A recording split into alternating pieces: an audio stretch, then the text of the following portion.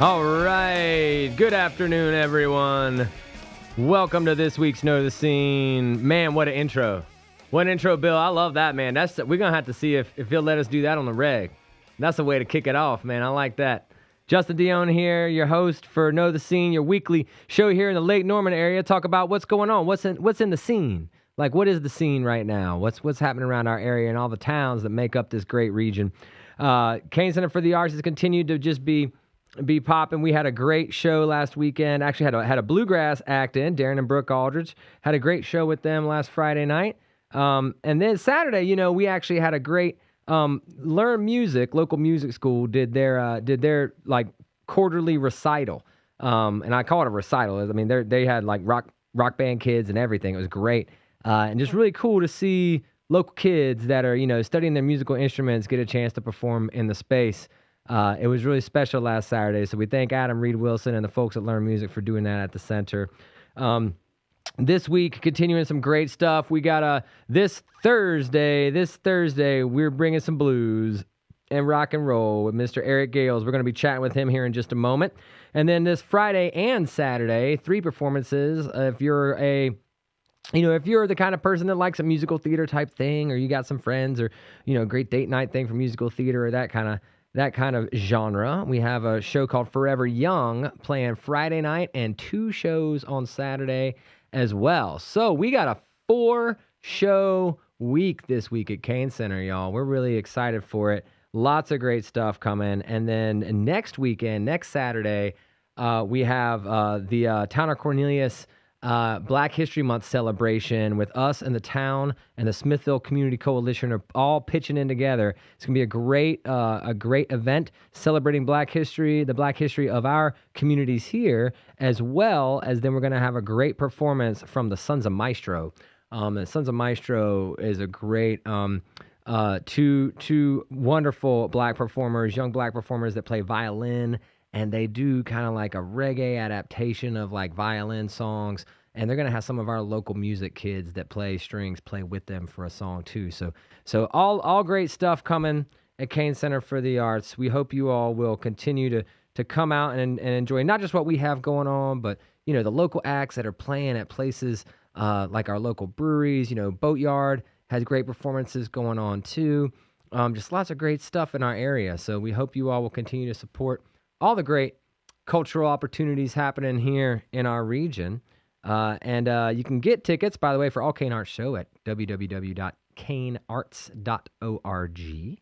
And also, real quick, make sure that if you're listening today and you enjoy the show, we hope that you will subscribe to our podcast version of this show, Know the Scene, which you can do by going to your podcast app, whether that's Apple Podcasts or Spotify, whichever you like, and just search WSIC, Know the Scene, and then hit subscribe, and you'll be able to listen to, it'll update you every week when a new episode comes out, but also you can go back and listen to past episodes. And we've really had some great artists and features on this show so far, which we're going to continue to do today and moving forward. So, all right, now we got all that out of the way, Bill. Let's talk. I'm telling you guys, I'm really excited for today's show. We really have someone fantastic on today, and coming up playing here on Thursday, we've got Mr. Eric Gales, aka Raw Dog, here on the show today. Mr. Gales, thank you for coming on today. I appreciate it, man. Thank y'all for having me, and this should be a pretty exciting next 45 minutes to an hour, and I'm looking for all that is encompassed in our conversations and the time that we're going to be spending with each other for this next little while. So thank you guys for having me. I appreciate it. Thank you. Yes, sir. Yes, sir. Now, are you coming to us from Greensboro today? I will. Yes, right at the moment. Yes, we just got home passing through. Currently, we're out on tour, but our routing from where we came from and where we're going to routed us through Greensboro. So we got a chance to spend some time home for the next couple of days and finish up the tour subsequently. But But at the moment, yeah, I am currently at a undisclosed location. That's right. Kind of, taking it easy a little bit and just chilling out. That's it.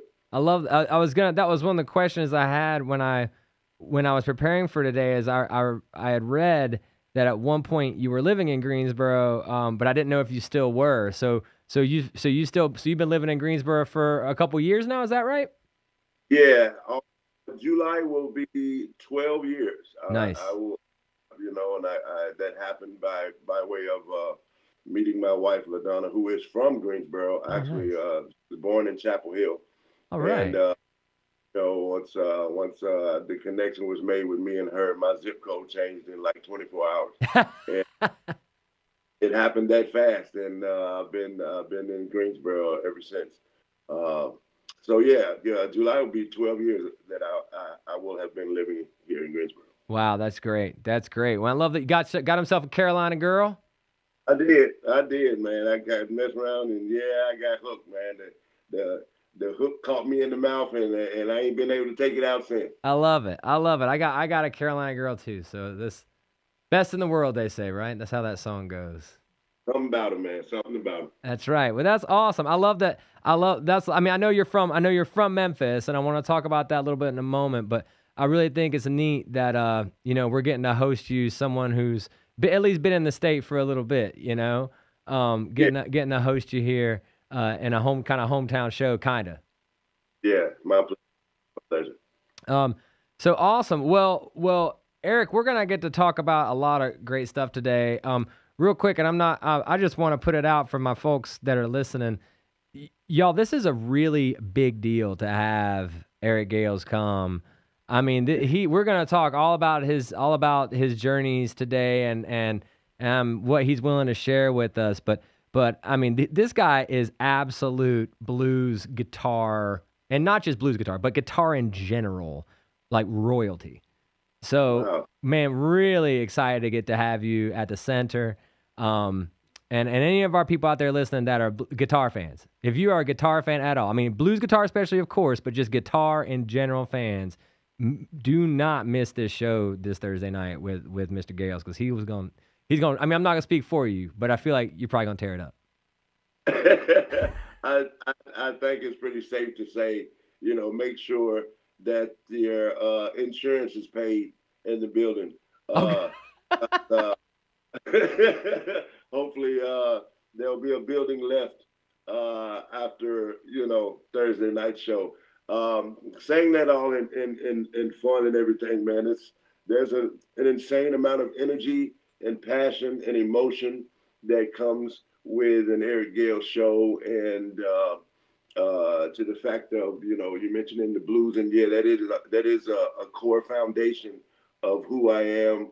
But there's definitely quite a few other spices of Yeah. other styles and genres of music that I like to just at random uh, throw out there in the course of the show. And I think the people that come will be quite pleased with the buffet of different things that come through the course of not only the show, but could possibly happen all in the course of one song. I love it. Uh, and I'm a free spirit and the musical and just by nature, but with how I like to flow with my music, and I fly by the seat of my pants, and I've never been disappointed by utilizing that tactic, and it's it's pretty amazing to be involved in it, and without trying to sound cocky about it, I think it's pretty amazing to watch Well, too. we're looking forward to. We're gonna take a quick break. We'll be right back with Eric Gales after this break, y'all.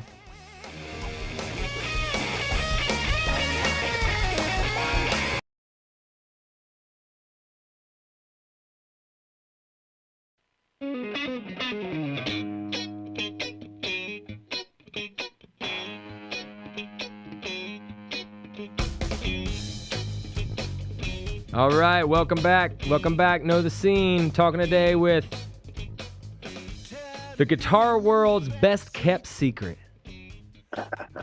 That's what I've read a guitar. Someone labeled him the guitar world's best kept secret, but not for much longer. Not for much longer. Mr. Oh, Eric yeah. Gale's here today. Hey, man. Glad to Excited to be. keep chatting with him. Eric, just again, just I'm gonna throw some random things here at folks as they're listening.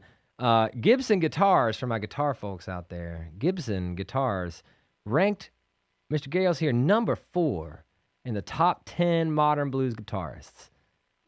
That's huge, man. That's pretty big, man. I'm very, very honored. I try not to engage myself too much in these polls Of course, but and things of that nature. But it is always a gratifying feeling to be ranked in pretty high numbers, and to be in a poll at all is something to be proud of. But I'm very, very honored by that, especially due to the fact that I'm not predominantly a Gibson player. Though I will play them. I mean, I'll play whatever that's placed before me. But I'm a huge fan of Gibson and their instruments and the stuff that they do. I mean, they have some pretty insanely high dollar vintage guitars that go for anywhere from $500,000, man. wow. Or more. And some of them I've played and been around. And but back to the fact of being ranked, in that number, man, it's a huge honor, man, and it lets me know that the work that I have put in for all these years of honing in on my craft, and which I still think that I'm still doing. I mean, I'm always working on something in my head, all the time. I hear music all the time in my sleep, and just randomly lets me know that it's not in vain. So somebody's paying attention somewhere.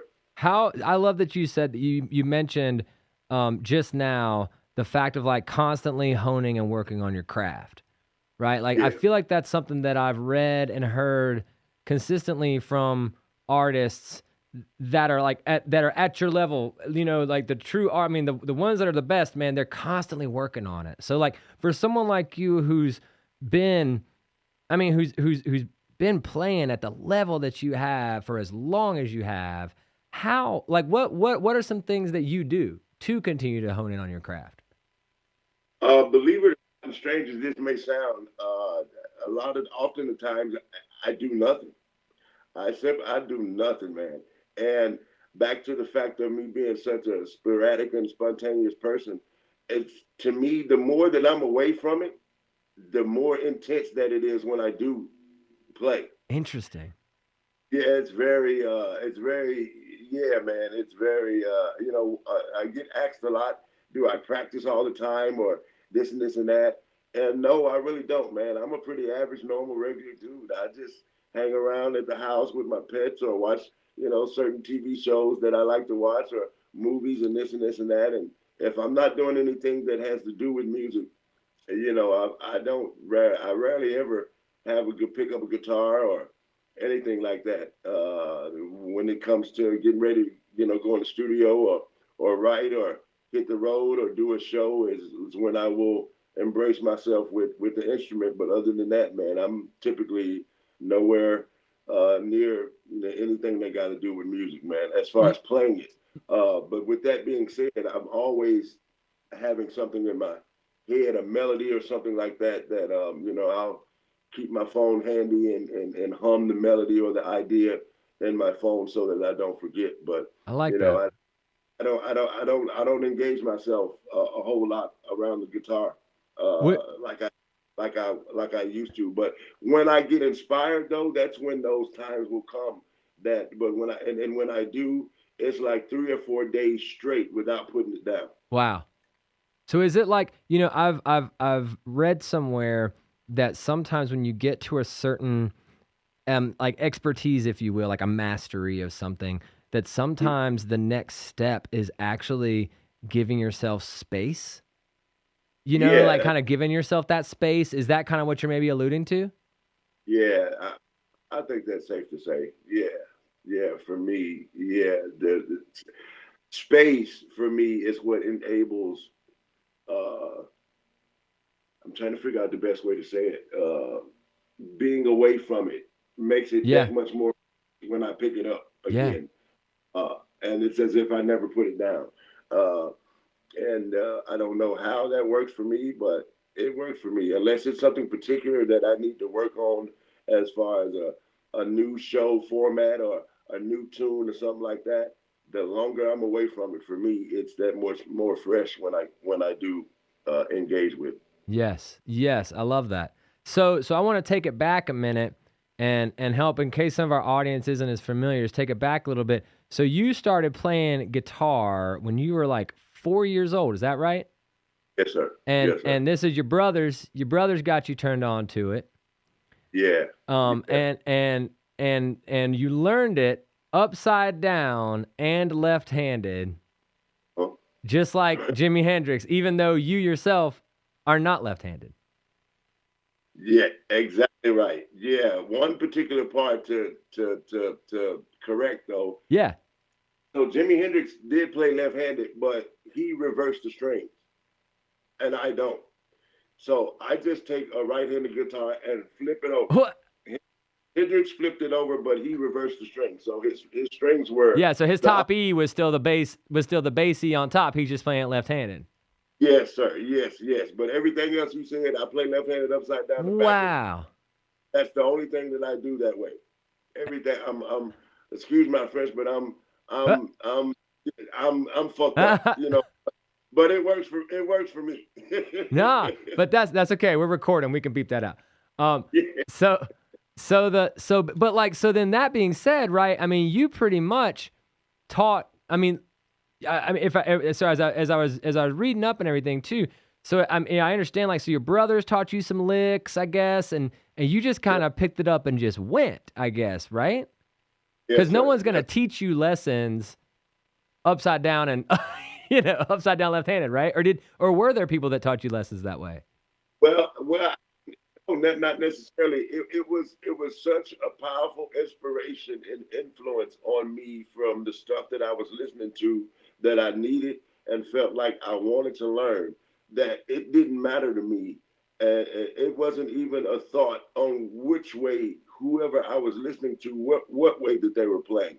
Wow. It didn't dawn on me that the majority of the people that I was listening to was playing a way that was completely different from me. All I know is that I was that inspired that whatever it took for me to figure out what I wanted to play, I was going to figure it out. Wow. So as you obviously, like, just as you grew in this, because you signed your first record deal, you were 15. Yes, sir. Right? So you start playing guitar at age 4, and then you sign a record deal at 15. So there's a lot of growth in there, obviously. But like at some point, I mean, this is gonna be silly to say, but I gotta say it. I mean, you still learned your scales and stuff, right? I mean, all those kind of things you needed to learn. Mm-hmm. But sorry, if you could see me right now, like I got my fingers up, and I'm like, how? You're learning your scales, because I used to play a little guitar, right? Like, and I learned a few scales, right? But not, but even then, you're learning the pentatonic or whatever, just the basic one, right? But then you're learning it opposite. Exactly. Wow. Yeah. Exactly. I just, man, the overwhelming want to learn whatever it was that had me moved by what I was listening to was the drive enough for me to keep trying to figure it out until I got it. And it didn't matter. It didn't. Like I say, it was as baffling as it is to you. It's the same to me too. Trying to explain it, and I just, all I can say is I never quit with until going as slow as I could, going note for note, trying to figure it out. And I would be afraid to go to sleep at night when I learned something new, because I was afraid that I was going to forget what I learned the night before. So I would wake up immediately and go back to it again. It's that type of inspiration. Wow. And that type of that kept me with the motivation, to keep playing for all these years, and that's why I keep alluding to the fact of how powerful inspiration can be. Yeah. And it would have me sitting in my room, like I say, for 2 or 3 days. I wouldn't want to answer the phone. I wouldn't want to go to the bathroom. I wouldn't want to eat. I wouldn't want to do none of that. And it was it played a huge role into who I am today. And I'm very, very grateful for it. And if I had to go back and do it again, I wouldn't change one thing about it. Wow. All right, and we got 1 minute left before the break, so I'm going to ask a easier question. What was the first guitar that you learned on? It's called a Hagstrom. That was the guitar that was laying around that me and all my brothers used to bang on around the house. It's called Hagstrom. Hagstrom. Hagstrom guitar. That's the first one. That was the first one. All right, we're going to take another break, and we'll be right back with more from Mr. Eric Gales.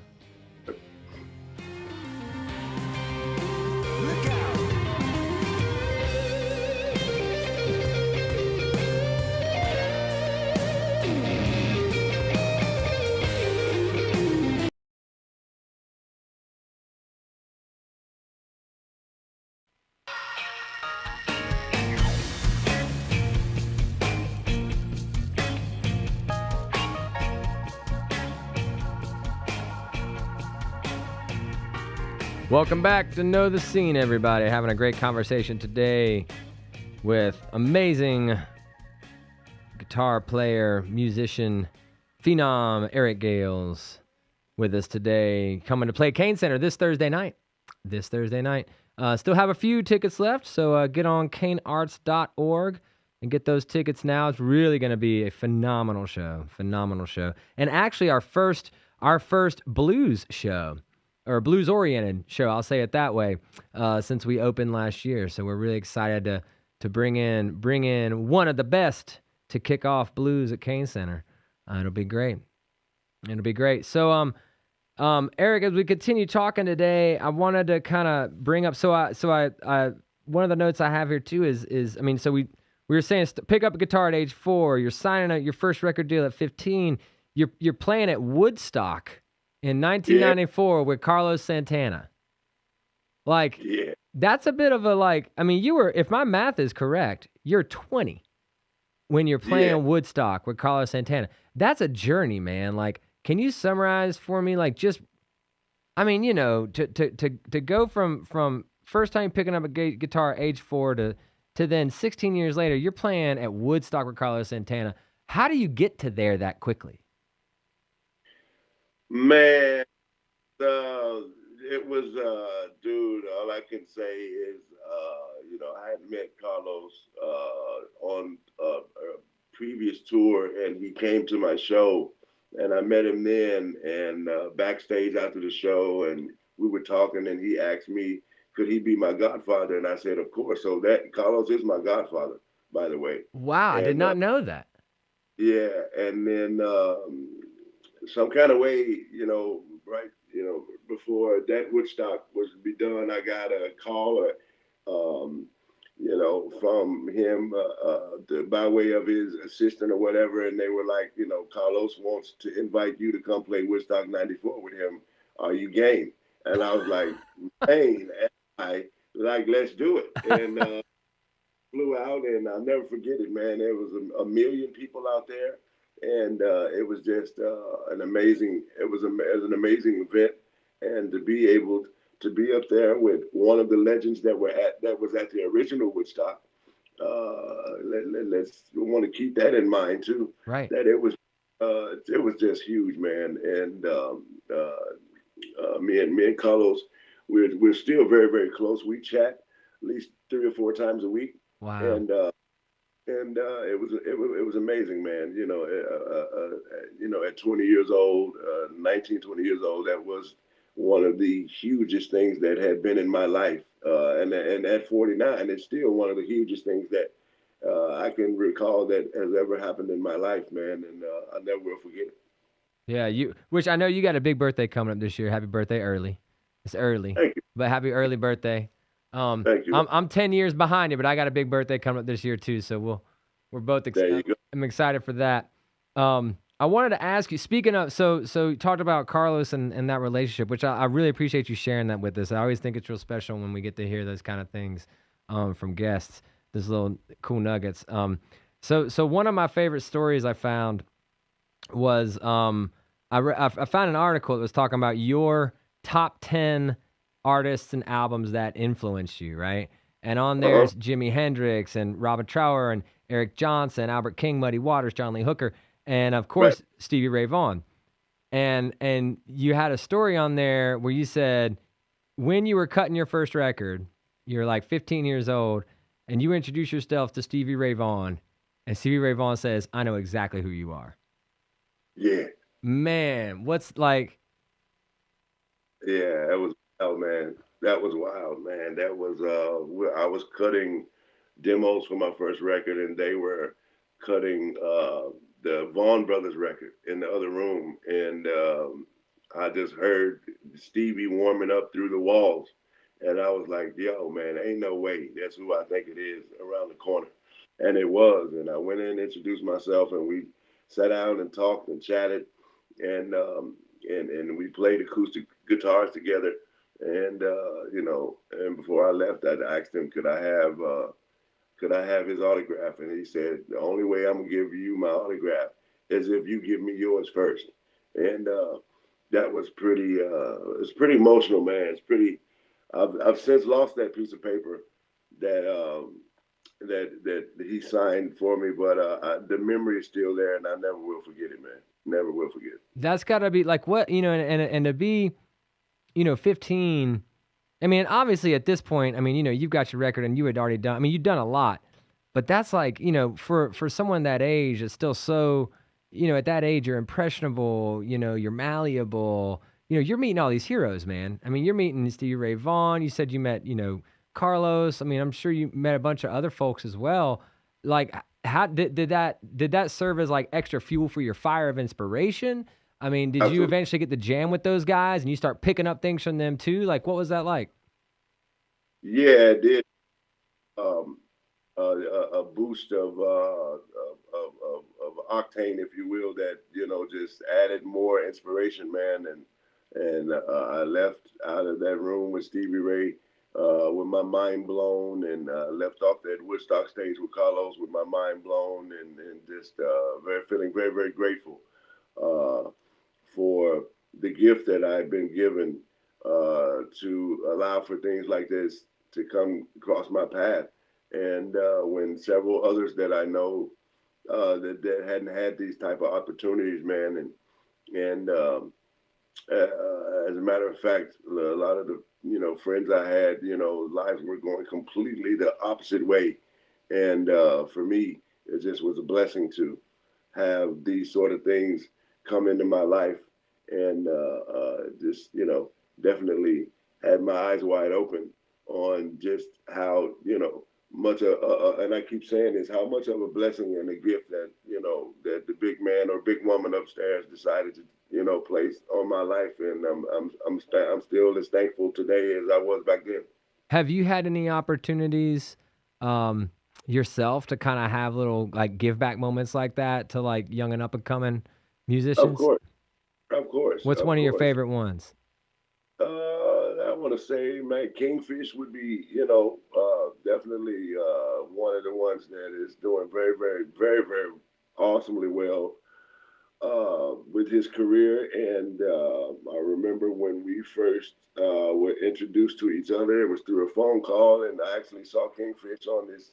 I think he was on a Steve Harvey show or something like that, and they was asking him who was one of his big influences, and he said my name, and I was like, wow, man, this is huge. And Yeah. some kind of way found a contact to get in contact with him, and we talked, and I remember the joy and the excitement on him that I had at that age when meeting Carlos and several other people that I had met had happened to me. So to see that come around full circle was pretty big, and to be able to do those things with not only him but others as well when the opportunity arises is I think it's how the evolution should be, passing it on to the next generation.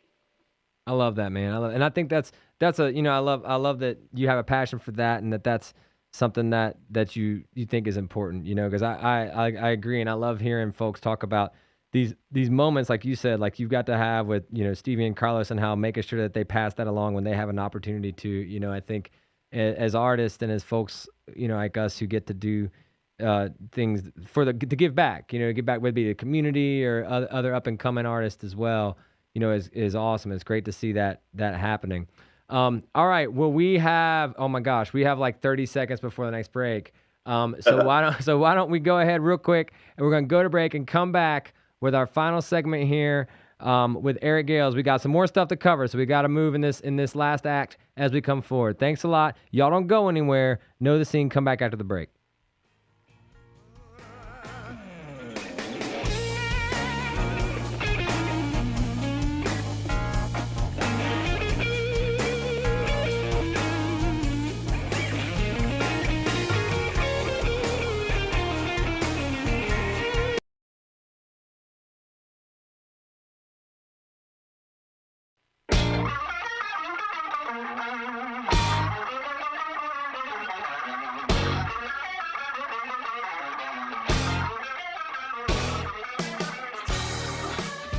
All right, coming back today. Coming back with Mr. Eric Gales on this week's Know the Scene. One more time for everybody, make sure you get those tickets for this Thursday night. Eric Gales, cainarts.org. Seriously, don't miss this show, you guys. Don't miss this show. We're talking here with Mr. Gales, and before we jump into what the tour you're on, I want to, and actually that was a great selection you made, Bill, for that one, because there was an effect on that guitar that had a little bit of a kind of organ sound to it. And one of the things that I wanted to ask you about is the inspiration of gospel on you, because I found some information that you talked about. You've even talked about the first thing that moved you as a kid before you were even eating applesauce was gospel music. Yeah, man, I was raised in, the gospel was very prominent in our household, man. My mom was a prominent member in the Kojic denomination. My dad was a deacon, and, also played in the church. So that foundation of what the gospel influence was, and still is today, was very profound, and holds a very sacred spot, in my life, and influences that I acquired that have enabled me to fuse that with other styles and genres, man. I don't know if that's what helps make me set what I do different from other artists out there, but not for the fact of just gospel, but the infusion of all the different styles that I like to incorporate things with. Gospel being one of the heavy ingredients in the recipe, is definitely one of the important ones, and you definitely done your research on that gospel factor being part of a huge part of everything that is a part of who I am. Are there certain, so we dig into that a hair deeper? Obviously I kind of teed off, the organ kind of sound that was on that effect pedal, but are there certain, would you say that there's certain, what are some of the elements, maybe specifically within gospel music that you really keyed off of? Were there certain elements, or was it just everything as a whole? Everything as a whole. Passion, the emotion, the sound, everything that is encompassed in, gospel music itself is very attractive to me, and it was at 3-4 years old, and it still is at 49. I love that.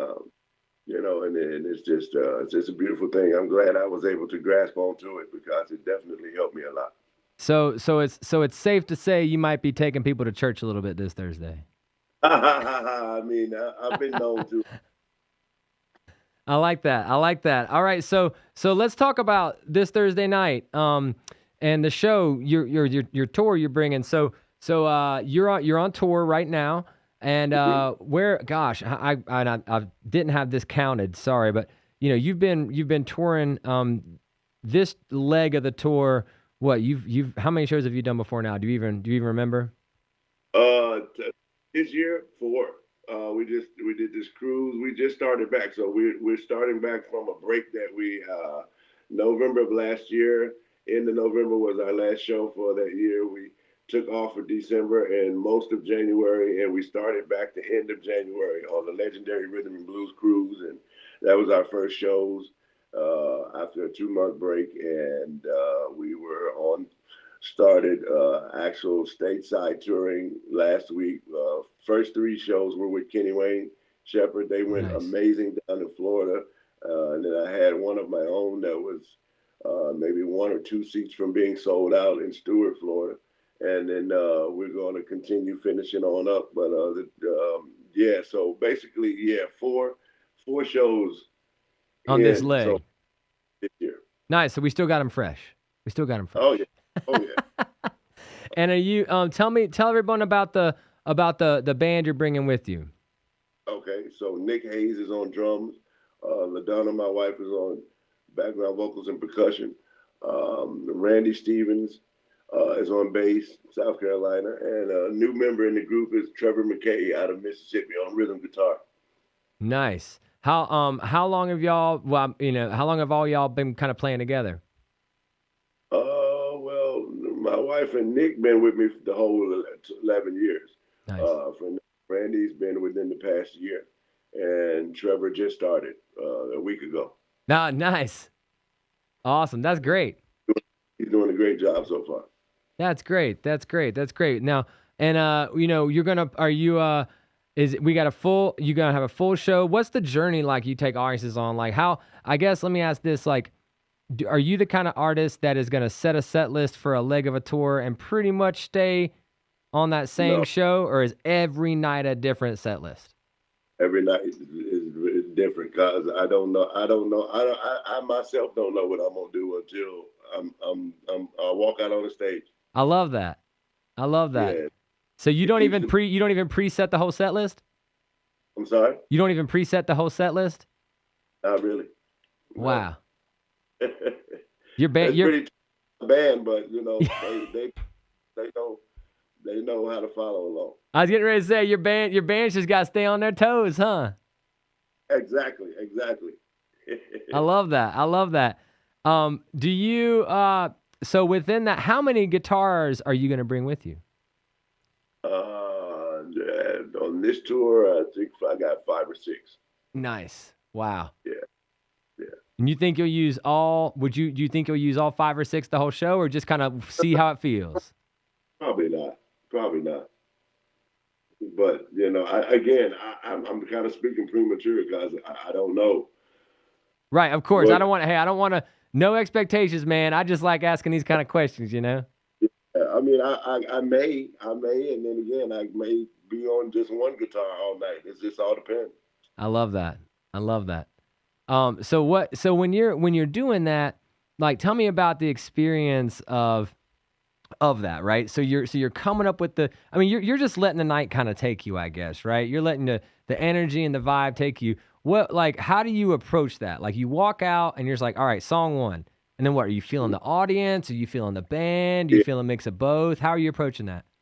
It is a combination of both. The energy from the audience plays a huge role in, the direction that I'm going, and I just let loose the wheel and let the destination, we wind up at the destination at the end. And the journey in between is a beautiful ride, man. And, some things that I'll think about and before I do, and most of the rest, I try my best not to think about because the end result turns out to be best that way. With me being just, a free spirit with letting the music and following my heart and letting it pave the way for the show. It's a good tactic for me to use, and the band has gotten quite adjusted to me doing that, and it's pretty interesting to see, but it all it works out at the end of the day, and it's a beautiful thing, man. I love that. So right now, technically, are you guys still touring in support of? I mean, are you technically touring in support of Crown, or you're just touring right now? Because Crown was 2022. Right. Yes and no. I'm still supporting that, but I'm kind of just touring too. Good. Now, so that brings about my next question. What's next? What's next for Eric Gales? What you working on? Of course, more touring, but I am rallying up to record a new record. I can't really say what record but the next record is going to be pretty special. That I put out is going to be a tribute record to somebody that's pretty close to me, and that is the next plan, to get that going and up, and more touring, and I got some other things on the horizon. I will say this, potentially involving some TV shows and stuff like that. Oh. That is on the horizon. That's about as much as I can say about that at the moment in time. And some other things that are looking very prominent. So it's should be some good surprises for the world to see as it pertains to Eric Gales in 2024. That's exciting. You heard it here first, folks. You heard it here first. That's right. Some stuff, not a lot of detail, but just enough to get your get your beak wet on. Just enough to get your beak wet. You know what I mean? Make sure y'all go on to Mr. Gale's social medias and follow all those and subscribe to his email list and all that stuff, so you don't miss the announcements when they come. Of course, the best way is really just to make sure you got tickets for this Thursday. I agree. And then you can find out for yourself. Are you gonna got some merchandise and stuff for folks if they're? Oh, yeah. Got everything, man. I got the signature Eric Gales guitars I'll have out there for sale. I got, of course, these hats, signature hats, and I got signature guitar pedals and stuff, and I got CDs and couple. I got some nice goodies that'll be on hand for sale, and I hope Cornelius helps me sell out of all of it that night. That's the goal. Well, listen, Mr. Eric Gales, it's been an absolute honor, sir. Thank you, man. I really appreciate your time. It is an honor to have you on this show. It's going to be an honor to have you here at the Cain Center on Thursday night. So get y'all's tickets, cainarts.org, and we're going to see everyone there. And next week, make sure you tune in for another scene next week. All right, y'all have a good one. Thank you, Mr. Eric. Thank you so much, man. Appreciate you.